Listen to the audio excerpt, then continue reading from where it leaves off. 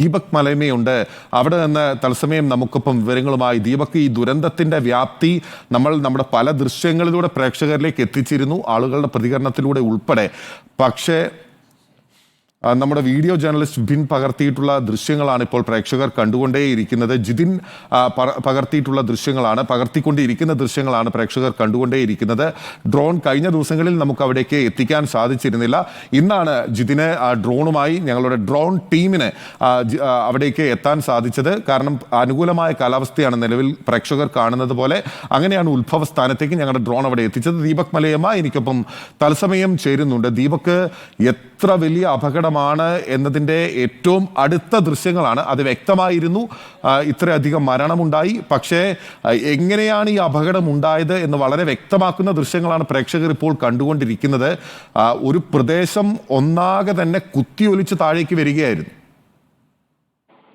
ഇതിൽ ഏറ്റവും വ്യക്തമായ ദൃശ്യങ്ങൾ തന്നെയാണ് ഇപ്പോൾ നമ്മുടെ വീഡിയോ ജേർണലിസ്റ്റ് ജിതിൻ പകർത്തിയിരിക്കുന്നത്. അതായത് ഈ മലയുടെ പുഞ്ചിരിമട്ടത്തിന്റെ തൊട്ടടുത്ത മേഖലയിൽ നിന്ന് എങ്ങനെയാണ് ആ മണ്ണും പാറക്കല്ലും മരത്തടികളും എല്ലാം ഒലിച്ചിറങ്ങി ഒരു ജനതയെ ഒന്നാകെ തുടച്ചു നീക്കി കടന്നുപോയത് എന്നുള്ളത് വളരെ വ്യക്തമാണ്. ഇപ്പോൾ ദൃശ്യങ്ങളിൽ കാണുന്നത് പോലെ തന്നെ ഒരു കുഞ്ഞു നീരുറവ മാത്രമാണ് ആ മലയുടെ മുകൾ വാരത്ത് നിന്ന് താഴ്വാരത്തേക്ക് ഒഴുകി വരുന്നത്. പക്ഷേ അത് താഴെത്തട്ടിലെത്തുമ്പോൾ നമ്മൾ കണ്ടിട്ടുള്ളതാണ്.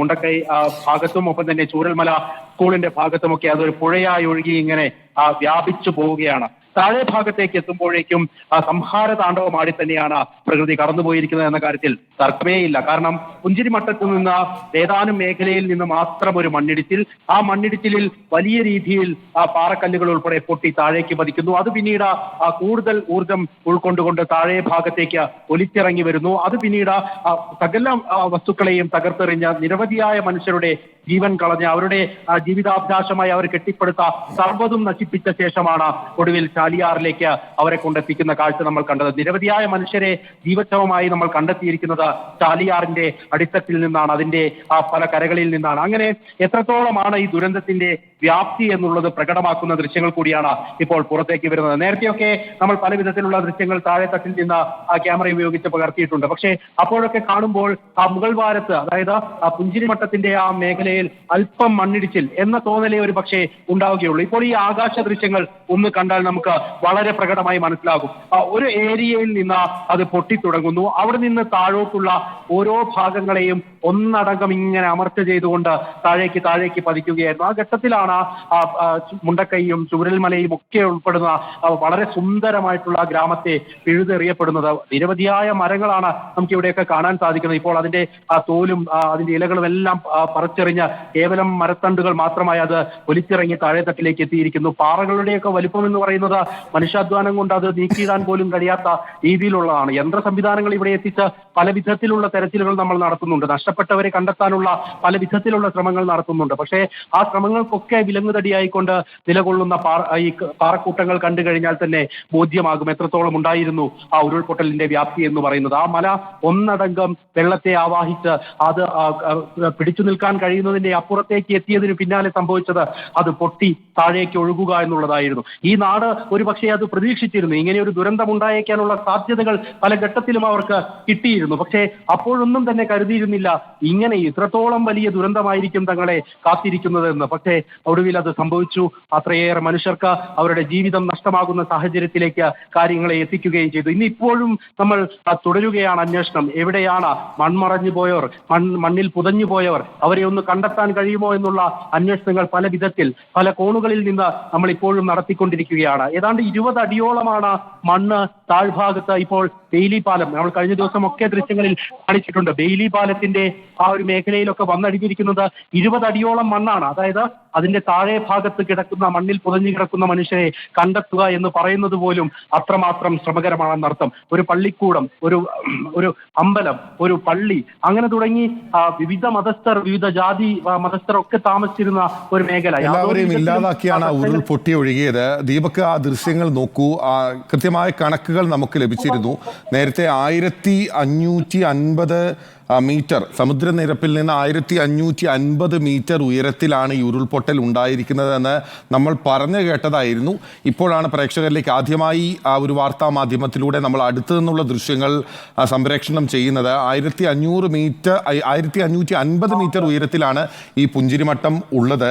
മാത്രമല്ല ഈ ഉരുൾ ഒഴുകിയെത്തിയത്, ഇതിൻ്റെ ഒരു വ്യാപ്തി എന്ന് പറയുന്നത് 21.25 ഏക്കർ ഭൂമിയിലൂടെയാണ്. അതായത് അത്ര വലുതായിട്ടുള്ള ഒരു ഭൂപ്രദേശത്തെ ഒന്നാകെ തുടച്ചു നീക്കിക്കൊണ്ടാണ് ഈ ഉരുൾ പൊട്ടി ഒഴുകിയത്. മാത്രമല്ല 8 കിലോമീറ്റർ നീളത്തിൽ ഈ ഉരുൾ ഒഴുകിച്ചെന്നു. അതായത് ഈ പാറകളും മണ്ണും ഉൾപ്പെടെ ഒഴുകിച്ചെന്നു എന്ന് പറയുമ്പോൾ എത്ര വലിയ ഒരു ദുരന്തമാണ്. സമീപകാലത്ത് നമ്മളൊന്നും കേൾക്കാത്ത വലിയ പ്രകൃതിയുടെ കലി തന്നെയാണ് അവിടെ ഉണ്ടായിട്ടുള്ളത്. മലയാളി ഇന്നോണം കണ്ടു ശീലിച്ചിട്ടില്ലാത്ത ഒരു ദുരന്തത്തിന്റെ കാഴ്ചകൾ തന്നെയാണ് ചൂരൽമലയിൽ നിന്നും മുണ്ടക്കൈയിൽ നിന്നും ഒക്കെ നമുക്ക് കാണാൻ സാധിക്കുന്നത്. ഇപ്പോൾ ദൃശ്യങ്ങളിൽ തന്നെ കാണുന്നത് വളരെ വ്യക്തമാണ് പിന്നിൽ. അതായത് ആ ഒരു മലയടിവാരവും അതിന്റെ മേഖലയും ഒക്കെ ഒന്ന് ശ്രദ്ധിച്ചാൽ മനസ്സിലാകും. പുഞ്ചിരിമട്ടത്തിന്റെ ഏറ്റവും മുകൾ ഭാഗത്ത് സംഭവിച്ചിരിക്കുന്ന ആ പൊട്ടൽ പിന്നീട് ആദ്യഘട്ടത്തിലൊക്കെ നമ്മൾ കാണുമ്പോൾ കൃത്യമായി മനസ്സിലാകും ചെറിയൊരു മേഖല മാത്രമായാണ് നമുക്ക് തോന്നുന്നത്. പക്ഷേ അവിടെ നിന്നും താഴേത്തട്ടിലേക്ക് പതിക്കുമ്പോൾ അതിന്റെ വ്യാപ്തി അത്രത്തോളം വർദ്ധിക്കുന്നുണ്ടായിരുന്നു. ഒരു മേഖലയുടെ ഒരു പൊട്ടുപോലെ തുടങ്ങിയിടത്തു നിന്ന് അത് പരന്ന് താഴേത്തട്ടിലേക്ക് എത്തുമ്പോൾ എത്രത്തോളമാണ് അതിന്റെ വ്യാപ്തി എന്നുള്ളതാണ്. എത്രയേറെ മനുഷ്യരെയാണ്, എത്രയേറെ ജീവജാലങ്ങളെയാണ് നഷ്ടപ്പെട്ടത് എന്നുള്ളതാണ് ഏറ്റവും പ്രധാനപ്പെട്ട കാര്യം. അതൊന്നും തന്നെ ഇനി അടുത്ത കാലത്തൊന്നും നമുക്ക് വീണ്ടെടുക്കാൻ കഴിയാത്ത നഷ്ടമാണ്. ആ നഷ്ടങ്ങൾ എങ്ങനെ നികത്തുമെന്ന ചോദ്യത്തിന് മുൻപിൽ ഒരു ഉത്തരവും ഇല്ലാതെ ഇരിക്കുകയാണ്. ഉറ്റവരെ നഷ്ടപ്പെട്ടവർ കണ്ണീരണിഞ്ഞ് ഇവിടേക്ക് വന്നു നിൽക്കുമ്പോൾ അവർക്ക് ഉത്തരം നൽകാൻ കഴിയാതെ ഇരിക്കുകയാണ്. ഏതെങ്കിലും തരത്തിൽ ഒന്ന് കണ്ടെത്തി നൽകാമോ ഞങ്ങളുടെ പ്രിയപ്പെട്ടവരെ എന്ന് ചോദിക്കുമ്പോൾ